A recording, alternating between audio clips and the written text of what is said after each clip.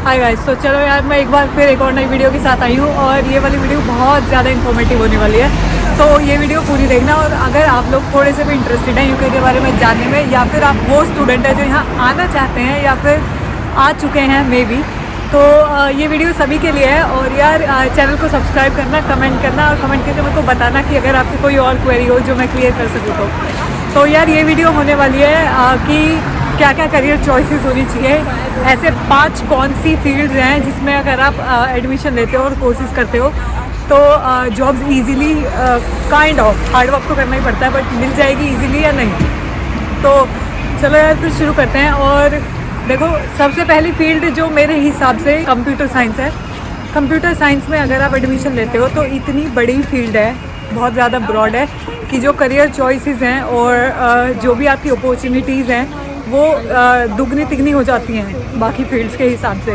क्योंकि आप किसी भी फील्ड में चले जाओ आप, लेकिन आपको आईटी के बंदे तो दिख ही जाएंगे हर जगह पे कि भाई कोई आपका डेटा एनालाइज कर रहा है तो वो भी एक कंप्यूटर साइंस स्टूडेंट कर सकता है, आईटी का बंदा। तो जो इसमें चीज़ें होती हैं वो मतलब जो बच्चे ज़्यादातर आजकल करियर बना रहे हैं, आर्टिफिशियल इंटेलिजेंस, मशीन लर्निंग या फिर डेटा साइंटिस्ट, तो इन सारी चीज़ों में ज़्यादातर लोग जाते हैं। बट ये सब तो हो गया कि चलो ठीक है ग्रेजुएशन के बाद घुसना। बट आप अगर अंडर ग्रेड के लिए आ रहे हो या फिर मास्टर्स भी अगर कर रहे हो तो उस हिसाब से अगर देखा जाए तो कंप्यूटर साइंस एक बहुत अच्छी फील्ड है। इसकी एवरेज सैलरी जो मतलब है यहाँ पे यूके के अंदर वो है लगभग 18,000 पाउंड से लेके पर एनम पर साल हर ईयर। जो मेरे हिसाब से दूसरी फील्ड है वो है इकोनॉमिक्स।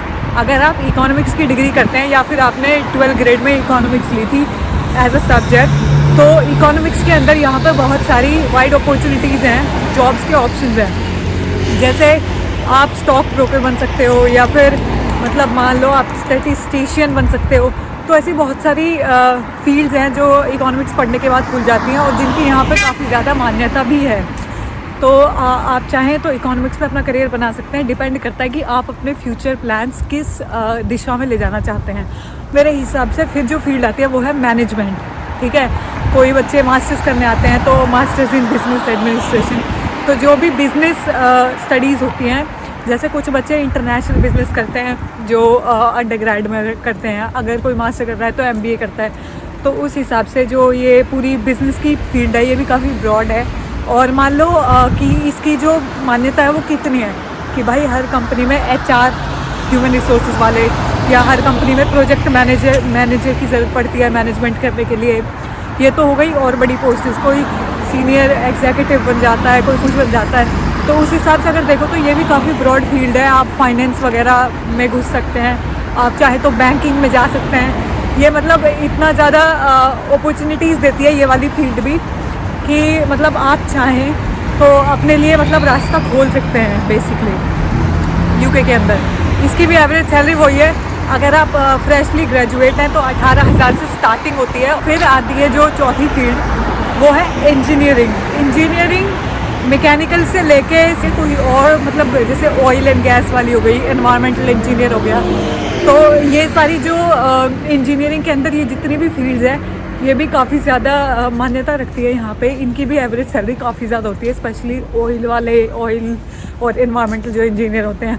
तो ये भी काफ़ी ज़्यादा मान्यता रखते हैं। अगर आप चाहें तो ये फील्ड चेक कर सकते हैं अपने लिए घुसने के लिए, अगर आप जाना चाहते हैं तो। और फिर जो 5वीं चीज़ आती है भाई मेडिकल में घुसना। मेडिकल डॉक्टर नहीं, डॉक्टर तो एक हो गया कि भाई पूरी तरह से आपको प्रॉपर प्रोसेस से पढ़ाई करनी पड़ेगी। और दूसरी बात यह है कि भाई बहुत महंगी मेडिसिन है यहाँ। अगर आप प्राइवेटली पढ़ोगे तो एडमिशन मुझे नहीं लगता कोई इंटरनेशनल स्टूडेंट एडमिशन लेता होगा। तो अगर आप इतना ज़्यादा मतलब आप सोच रहे हैं कि अगर हम डॉक्टर ना बने तो और क्या कर सकते हैं, तो यहाँ पे जो बहुत ज़्यादा मान्यता है वो है नर्सिस की बहुत ज़्यादा डिमांड होती है यहाँ। और या फिर जो असिस्टेंट्स होते हैं डॉक्टर्स के, उनकी काफ़ी ज़्यादा मान्यता होती है। तो उसकी सैलरी भी 16-17 हज़ार पाउंड से स्टार्ट होती है और बढ़ती चली जाती है। डिपेंड करता है कि आप कौन से हॉस्पिटल में हो, किस पोस्ट पे हो। तो ये सारी चीज़ें जो है वो डिपेंड करती है।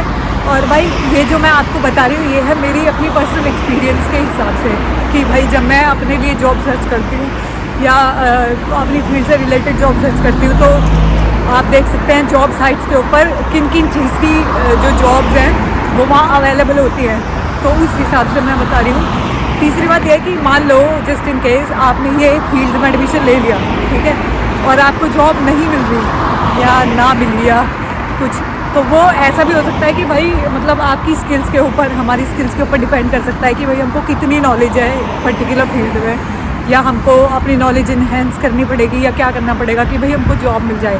क्योंकि ये जो मैं बता रही हूँ ये तो हो गई कि इनमें काफ़ी अपॉर्चुनिटीज़ हैं इन फील्ड्स में, तो उस हिसाब से मैं ये बता रही हूँ। लेकिन आप अपनी नॉलेज के हिसाब से भी चेक कर सकते हैं। तो यार मेरे ख्याल से जो भी बच्चे अपने लिए एडमिशन लेना चाहते हैं या अपने स्ट्रीम्स चेंज करना चाहते हैं, जो भी है, वो अपने हिसाब से रिसर्च करना, डीप रिसर्च करना और चेक करना कि भाई इसमें हम किस किस फील्ड में, किसी पर्टिकुलर फील्ड में अगर हम घुसते हैं तो कितनी ज़्यादा अपॉर्चुनिटीज़ हमारे पास है और कितनी हमको चाहिए। उस हिसाब से आप अपना फ्यूचर स्टडीज़ के लिए प्लान कर सकते हैं। तो चलो यार फिर मिलते हैं अगली वीडियो में, एंड आई होप कि ये वीडियो इन्फॉर्मेटिव रही हो आप लोगों के लिए। तो यार चैनल सब्सक्राइब कर देना और वीडियोस को लाइक करना। चलो ठीक है, फिर मिलते हैं अगली वीडियो में।